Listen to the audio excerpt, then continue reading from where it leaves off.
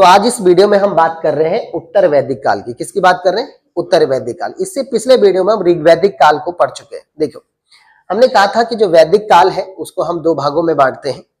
पहला पार्ट कहलाया ऋग्वैदिक काल, या इसे आप नॉर्मली पूर्व वैदिक काल भी कह सकते हैं, और दूसरा जो काल कहलाया वो था उत्तर वैदिक काल। उत्तर का मतलब होता बाद का, है ना। हमने कहा था 1500 ईसा पूर्व से लेकर 1000 ईसा पूर्व तक का जो समय था उसे हमने ऋग्वैदिक काल कहा, जबकि उत्तर वैदिक काल जो है 1000 ईसा पूर्व से लेकर के 600 ईसा पूर्व तक का जो समय था उसे हमने उत्तर वैदिक काल कहा, है ना। पिछले वीडियो में हम बात कर चुके हैं इस काल को हमने वैदिक काल क्यों कहा। ठीक, तो आज इस वीडियो में हम क्या क्या पढ़ने वाले हैं। पहला होगा कि प्रमुख स्रोत क्या है, कैसे हमें पता चला उत्तर वैदिक काल के बारे में। दूसरा, इसके ब्राह्मण ग्रंथ क्या होते हैं, थोड़ा इस पर भी बात करेंगे। तीसरा पॉइंट होगा उपनिषद हम किसे कहते हैं। चौथा पॉइंट होगा सामाजिक स्थिति किस तरीके की थी उत्तर वैदिक काल में, है ना। बाद में हम एक कंपैरिजन भी करने की कोशिश करेंगे। और सामाजिक स्थिति के अंतर्गत हम जाति व्यवस्था पर बात करेंगे, जबकि पिछले वीडियो में हम जो है वो वर्ण व्यवस्था पर बात की थी। 4 आश्रमों की बात होगी सामाजिक स्थिति के अंतर्गत। 3 प्रकार के ऋण जो है उनके बारे में बात होगी। 16 संस्कार, हम 16 संस्कारों के बारे में पूरा 16 तो नहीं पढ़ेंगे, लेकिन एक आध उनके बारे में बात करेंगे। और प्रमुख साहित्य जो उत्तर वैदिक काल के थे उन पर भी बात करेंगे, क्योंकि आप जानते हैं प्रमुख साहित्य वेद थे, तो वेदों पर भी हम बात करेंगे। यानी टोटल मिलाकर अगर मैं बात करूं तो जो है ये 5 पॉइंटों पर आज इस वीडियो में हम बात करने वाले हैं। ठीक है कि नहीं। अच्छा, आइए पहला पॉइंट, स्रोत। देखो, उत्तर वैदिक काल के हमारे पास जो स्रोत है कि भाई हमें आखिर मिला कहां से, कैसे हमें पता चला उत्तर वैदिक काल के बारे में, तो इसके प्रमुख स्रोत हमारे पास जो है वो है 3 प्रमुख वेद। देखो, आप जानते हैं ऋग्वैदिक काल का स्रोत ऋग्वेद था, है ना। ऋग्वैदिक काल में ऋग्वेद लिखा जा चुका था। बाकी 3 बजे जो वो थे वेद थे उनको लिखा गया उत्तर वैदिक काल में, और उन्हीं 3 वेदों को जो है उत्तर वैदिक काल का क्या माना जाता है, स्रोत माना जाता है। वहीं से हमें जानकारी मिली। कौन थे वो 3 वेद? दूसरा वेद कौन था? दूसरा वेद था यजुर्वेद। कौन था? यजुर्वेद। तीसरा वेद, क्योंकि पहला तो ऋग्वेद था ना, आपको पता है ना, पहला ऋग्वेद था, दूसरा यजुर्वेद, तीसरा कौन था? सामवेद। और चौथा वेद कौन था? अथर्ववेद। कौन था? अथर्ववेद। अथर्ववेद। तो ये 4 प्रमुख वेद जो थे उनमें से ये 3 वेद जो है वो उत्तर वैदिक काल की जानकारी का हमारे पास स्रोत है। तो यानी पहला पॉइंट हमारा खत्म हो गया, है ना। अब वेद के बारे में हम जानते हैं कि वेद का मतलब होता है ज्ञान, बहुत ज्यादा ज्ञान, महत ज्ञान, आप इसे समझ सकते हैं। वेद का मतलब होता है ज्ञान। देखो, अब ये ब्राह्मण ग्रंथ क्या होते हैं। देखो, वेद क्या है वो अगर आप देखोगे तो वेदों को 2 तरीके से लिखा गया है। एक तो उन्हें पद्य में लिखा गया, पद्य में कविताओं के रूप में राइमिंग करके लिखा गया, वो तो वे नॉर्मल वेद। पर जब उन्हीं वेदों को हमने गद्य के रूप में लिखा, नॉर्मली बिना राइमिंग के गद्य के रूप में लिखा, उसे कहा गया ब्राह्मण ग्रंथ। क्या कहा गया? ब्राह्मण ग्रंथ। तो प्रत्येक वेद जो है उनके अपने अपने ब्राह्मण ग्रंथ है, उन पर भी बात करेंगे अगले वीडियो में। लेकिन फिलहाल आप समझ गए होंगे कि वेदों का गद्य रूप में जो व्याख्या वाला भाग है उसे हम ब्राह्मण ग्रंथ कहते हैं। ठीक। तीसरा पॉइंट है कि सर उपनिषद क्या है। देखिए, उपनिषद किसे कहते हैं। देखो, हमारे देश का मुख्य जो दर्शन है, फिलॉसफी है, उसके मूल सोर्स उपनिषद है। अच्छा, क्या लिखा हुआ उपनिषदों में? आपके मन में जितने प्रकार की जिज्ञासाएं हैं, आध्यात्म को लेकर के, वेदों से लेकर के, पुराणों से लेकर के, जितनी भी आपके मन में जिज्ञासाएं हैं, उन जिज्ञासाओं का उत्तर जो है हमारे ऋषियों ने खोजा, और उनको उत्तरों को जो है उन्होंने उपनिषदों के माध्यम से लिखा। देखो, ऐसा नहीं है, 4 वेदों के भी अपने अपने उपनिषद है, इसके अलावा और भी उपनिषद है। तो कुल मिला के अगर मैं बात करूं तो 108 उपनिषद है। कोई तुमसे पूछे कि उपनिषद किसे कहते हैं, तो मैंने कहा कि आपके आध्यात्मिक वेदों पर आधारित, पुराणों पर आधारित, शास्त्रों पर आधारित जितने प्रकार के आप में मन में जिज्ञासाएं हैं, उन जिज्ञासाओं को ढूंढ करके उनके उत्तर जो जिसमें लिखे गए हैं वही उपनिषद है। टोटल संख्या 108 है। और हमारे जो भौतिक और क्या बोल सकते हैं इन्हें, फिलॉसफी जिसे आप बोल सकते हैं, फिलॉसफी के जो मूल सोर्स है वो है उपनिषद। ठीक है कि नहीं, हमारे दर्शन के स्रोत। चौथा आज का पॉइंट है हमारा कि सामाजिक स्थिति किस तरीके की, क्योंकि सबसे इंपॉर्टेंट होता है कि समाज किस तरीके का था। इससे पहले आप ऋग्वैदिक काल में आपने पढ़ा था कि जो उस दौर का समाज था पूरी वर्ण व्यवस्था पर आधारित था, है ना। 4 वर्ण होते थे, ब्राह्मण, क्षत्रिय, वैश्य, शूद्र, और उसी वर्णों के अव्यवस्था के अगल बगल जो है, यानी चारों तरफ जो है वो उत्तर वैदिक ऋग्वैदिक काल का पूरा समाज घूमता था। लेकिन उत्तर वैदिक काल की जो सामाजिक स्थिति थी, अब वर्ण व्यवस्था उत्तर वैदिक काल आते आते समाप्त हो गई थी। वर्ण व्यवस्था क्या हो गई थी? समाप्त हो गई थी। अब वर्ण व्यवस्था जो है अब वो जाति व्यवस्थाओं पर आधारित हो गई थी। आप जानते हैं कि ऋग्वैदिक काल में 4 ही वर्ण थे, ब्राह्मण, क्षत्रिय, वैश्य, शूद्र। उनमें कोई जातियां नहीं थी, ब्राह्मण है तो ब्राह्मण ही। अब देखो, आज देखो ब्राह्मणों में कितनी प्रकार की जातियां, क्षत्रियों में कितने प्रकार की जातियां, है ना, शूद्रों में कितने प्रकार की जातियां, वैश्यों में कितने प्रकार की जातियां। ऐसा नहीं, आज भी है ये 4 वर्ण, और ये 4 वर्ण अब जातियों में विभाजित हो गए। ब्राह्मणों में कई प्रकार की जातियां ब्राह्मणों की आ गई। तो जो सामाजिक स्थिति की मैं बात करूं तो उत्तर वैदिक काल जो था अब वो जातियों में विभाजित हो गया था। किसमें विभाजित हो गया था? जातियों में विभाजित हो गया। तो सामाजिक स्थिति यह है पहला पॉइंट कि भाई उसका समाज जो उस दौर का था उत्तर वैदिक काल का, वो जाति व्यवस्था पर आधारित था। ठीक है कि नहीं? तो जो वर्ण थे अब वो जातियों में विभाजित हो गए थे। दूसरा पॉइंट, 4 प्रकार के आश्रमों की बात उस दौर में की गई थी। जो समाज था उस प्रकार के जो उस दौर में लोग थे वो 4 प्रकार के आश्रमों का जो है वो पालन करते थे। कौन थे वो 4 आश्रम, उन पर बात करते हैं। किसमें है 4 आश्रमों का वर्णन? जाबलोपनिषद, एक उपनिषद है जाबलोपनिषद, उसमें 4 आश्रमों का वर्णन है। कौन है वो 4 आश्रम, किसमें है वर्णन? जाबलोपनिषद में, जाबलोपनिषद में। तो ये जाबलोपनिषद में 4 प्रकार के आश्रमों का वर्णन है। पहला आश्रम कौन था बाबू? बोलो, ब्रह्मचर्य। कौन था? ब्रह्मचर्य। कितने साल से? 8 साल से शुरू होकर के और 25 वर्ष तक का जो समय होता था हम उसे क्या कहते थे? ब्रह्मचर्य कहते थे। ठीक है, इनके बारे में बात करेंगे। दूसरा पॉइंट होगा, दूसरा हमारे पास है गृहस्थ। क्या है? गृहस्थ। 25 वर्ष से लेकर के और 50 वर्ष तक का जो समय था उसे क्या कहा गया?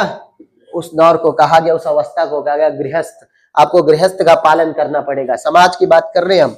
तीसरा पॉइंट था वानप्रस्थ। क्या था? वानप्रस्थ। ये सब जाबलोपनिषद में लिखा हुआ है। कितना? 50 से लेकर के और 75 वर्ष तक का जो समय था उसे कहा गया वानप्रस्थ। आपकी एज का अभी समझाता हूं इसे। और चौथे नंबर पे लास्ट जो था वो था संन्यास। संन्यास इसका पालन करते थे उस दौर के पुरुष, खासकर 75 वर्ष से लेकर के और जब तक आप जिंदा रहो। लेकिन जाबलोपनिषद में 100 वर्ष लिखा हुआ है, क्योंकि उस समय उनका औसत 100 वर्ष इंसान जिंदा था। तो संन्यास 75 से लेकर के 100 वर्ष तक का समय। देखें कैसा होता था। पुरुष क्या करेगा? ब्रह्मचर्य का पालन करेगा 8 से लेकर के 25 वर्ष तक। एक बात सबसे इंपॉर्टेंट, ठीक है। दूसरा, तुम सोचे सर पुरुषों की बात क्यों हो रही? देखो वैदिक काल में आप जानते हैं स्त्रियों को काफी पावर दी गई थी। आप विद्या खूब सारी जो है विद्या का अध्ययन करो, कोई समस्या नहीं, शास्त्रों का अध्ययन करो, कोई समस्या नहीं। यहाँ आते आते महिलाओं को बोला आप वेद नहीं पढ़ सकते। समझ रहे हो कि नहीं? ये उत्तर वैदिक काल है भाई। यहाँ आते आते देखो ना वर्ण व्यवस्था जातियों में बदल गई। लोग पाखंडी हो गए हैं, लोग खतरनाक हो गए इस दौर आते आते। समझ रहे कि नहीं? तो आप इस दौर में देखोगे महिलाओं को, आप जानते हैं वैदिक काल में, उत्तर वैदिक ऋग्वैदिक काल में महिलाओं को सभा और समिति में जाने की अनुमति थी। यहाँ आते आते बोला भैया आप नहीं जाओगे सभा और समिति में। ठीक, यानी महिलाओं की पावर कम करते चले जा रहे हैं। तीसरी बात जो कि बहुत इंपॉर्टेंट मुझे महिलाओं के बारे में लगती है वो ये कि महिलाओं को उपनयन करना। उपनयन जानते हो ना, हम भी जनेऊ रखते, तो पुरुष जिस तरीके से आज उपनयन का संस्कार करते हैं, महिलाओं का भी उपनयन संस्कार होता था, लेकिन उसे भी छीन दिया गया। इसलिए ये 4 जो वर्ण जो 4 प्रकार के आश्रम थे ये भी पुरुषों के लिए बनाए गए थे। देखो शुरुआत में 8 वर्ष से लेके 25 वर्ष तक का जो आपका समय होगा वो ब्रह्मचर्य वाला समय होगा। ठीक, इस दौर में आप गुरुकुलों में जाकर के शिक्षा ग्रहण करोगे और शिक्षा ग्रहण करने के साथ साथ जो है जिस भी क्षेत्र में आपको आगे बढ़ना वहां जाने की आप कोशिश करोगे। मात्र 25 साल तक, 8 से 25। उसके बाद 25 से 50 वर्ष का समय आप गृहस्थ आश्रम में आएंगे, यानी शादी वादी आपको जो करना है, घर परिवार जो बसाना है उसको काम करेंगे आप। उसके लिए समय था 25 से 50 वर्ष, यानी 25 वर्ष का समय था। 50 वर्ष तक आपको सारे गृहस्थ के काम करने, बच्चे पढ़ाने लिखाने, उनकी शादी वादी जो कुछ करना वो 50 तक कर दो। उसके बाद आता था 50 से 75 का समय वानप्रस्थ। इस दौर में आदमी जो है वो धार्मिक कार्य करता था। समझ रहे? अच्छाई वाले काम करता था, धार्मिक काम करता था, लोगों की भलाई करने वाले काम करता था, यानी अपने लिए एक अच्छे सतमार्ग पर चल करके जो है बड़े बड़े धार्मिक काम करता था। वो था वानप्रस्थ। क्या था? वानप्रस्थ। और चौथे नंबर का जो था संन्यास। 75 साल के बाद पुरुषों को अपना घर त्यागना पड़ता था, और उसके बाद आप जंगल में चले जाओ और अब उस लोक के लिए, क्योंकि इस लोक में जितना करना था 75 वर्ष तक कर दिया, अब परलोक के लिए दूसरे लोग जहां आप जाओगे, क्योंकि आप जानते हैं आत्मा इसी लोक में नहीं रहेगी, अब चली जाएगी, है ना। तो दूसरे लोक के लिए जो है आपको जाना है, तो उसे सुधारने का प्रयास आपको संन्यास लेकर करना है। भगवान की भक्ति में रत हो जाओ और दूसरे लोक के लिए अपने मार्ग प्रशस्त करो, वो काल कहलाया संन्यास वाला। ठीक, तो प्रत्येक पुरुष को ये 4 आश्रमों में 4 जो है वो आश्रमों में रहकर जीवन बिताना पड़ता था। ये भी समाज की स्थिति के अंतर्गत आता है। तो आश्रम कितने प्रकार के थे? 4 प्रकार नहीं, स्टेजेस थे कि 4 आश्रम थे। ठीक, अब हम बात करते हैं सामाजिक स्थिति के अंतर्गत ऋण में। उस दौर में जो ऋण थे वो किस तरीके के थे? देखो ये वो समय था हमारा ऋग्वैदिक उत्तर वैदिक काल का, जब जो है 3 प्रकार के ऋणों की बात की गई। कितने प्रकार ऋण? देखो पहला ऋण कहा गया, बताइए जरा, मैंने लिखा रखा तुम्हें, कौन था पहला ऋण? पितृ। पहला ऋण था ऋषि ऋण। कौन था? ऋषि ऋण। कोई बात नहीं, ऊपर नीचे हो जाता है। ऋषि ऋण। दूसरा ऋण क्या था? पितृ ऋण। और तीसरा लास्ट ऋण कौन था? देव ऋण। 3 प्रकार के ऋणों की भी मान्यता उस दौर में की गई थी। पहला था ऋषि ऋण, दूसरा था पितृ ऋण और तीसरा था देव ऋण। क्या होता था? सबसे पहले इन पे बात करते हैं। ऋषि ऋण क्या था? देखो ऋषि ऋण आप, अब क्योंकि ऋण है तो उसे आपको चुकाना पड़ेगा। वैदिक धर्म ग्रंथ, जितने भी हमारे वैदिक धर्म ग्रंथ, जितने भी शास्त्र थे, उनका अध्ययन करके, संपूर्ण अध्ययन करके आप ऋषि ऋण को चुका सकते थे। ठीक, यानी आप अच्छे से पढ़ाई लिखाई करो, खुद को एक अच्छा नागरिक बना दो, आप ऋषि ऋण से मुक्त हो जाएंगे। ठीक, दूसरे प्रकार का ऋण आता था पितृ ऋण। पितृ ऋण क्या था कि भाई अगर आपने संतानोत्पत्ति कर दी, खासकर पुत्र की बात होती थी उसमें, कि अगर आपने पुत्र उत्पन्न कर दिया है, संतानोत्पत्ति कर दी है, तो आप पितृ ऋण से भी मुक्त हो जाएंगे। और थर्ड प्रकार का जो ऋण था वो था देव ऋण, यानी आपको धर्म का पालन करते हुए यज्ञ करवाने थे, यानी महान बड़े बड़े यज्ञों को करवाना था, और यज्ञ करके आप जो है वो देव ऋण से भी क्या हो सकते थे? मुक्त हो सकते थे। तो सामाजिक स्थिति के अंतर्गत 3 प्रकार के ऋणों के बारे में हमने बात करी। चौथी पॉइंट, सामाजिक स्थिति के अंतर्गत हमारा जो चौथा पॉइंट है वो है 16 संस्कार। संस्कार कितने थे? 16। देखो आज तो संस्कार 16 नहीं हो रहे, उस दौर में मनुष्य के जब वो गर्भ में आ जाता है बच्चा, वहां से लेकर के और जब तक वो मर जाता है, उसके पूरे जीवन में 16 प्रकार के संस्कार संपन्न होते थे। कितने प्रकार के? 16 संस्कार। तो कहां से कहां तक संस्कार टोटल थे? 16। पहला जो संस्कार होता था वो क्या था? गर्भाधान। क्या था? गर्भाधान, यानी जब बच्चा पेट में आ गया है तो गर्भाधान से लेकर के और अंत्येष्टि तक, कहां तक?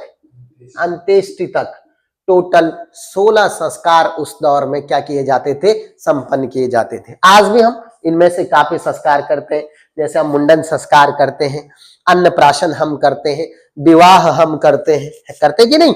ये सब क्या है? ये सभी तो गोद भराई जो महिला की होती है वो भी एक संस्कार के अंतर्गत आता है। कुल मिलाकर के 16 संस्कार जो है उस दौर में समाज में किए जाते थे।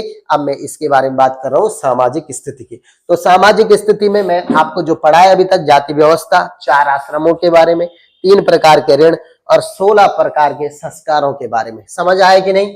ठीक, अब आज का अंतिम पॉइंट है कि प्रमुख साहित्य कौन थे। देखो साहित्य तो अभी हमने बात करी ना कि वेद थे, ब्राह्मण ग्रंथ थे, उपनिषद थे, लेकिन प्रमुख साहित्यों की अगर मैं बात करूं तो वो 4 वेद थे। कौन से 4 वेद? पहला वेद ऋग्वेद, दूसरा वेद यजुर्वेद, तीसरा वेद सामवेद, चौथा वेद अथर्ववेद। ये 4 वेद थे और इन 4 वेदों से संबंधित उपवेद थे, इसके अलावा उपनिषद थे, इसके अलावा ब्राह्मण ग्रंथ थे। और इन्हीं सबों का जो है अगर अध्ययन किया जाए तो उत्तर वैदिक काल के प्रमुख साहित्य की हम बात कर लेते हैं। ठीक है, उत्तर वैदिक काल के साहित्य को विस्तृत रूप से, वेदों को हम नेक्स्ट वीडियो में यानी कल पढ़ेंगे। आपको ये वीडियो कैसा लगा हमें कमेंट सेक्शन में जरूर बताएं। हमारे चैनल को सब्सक्राइब करना ना भूलें।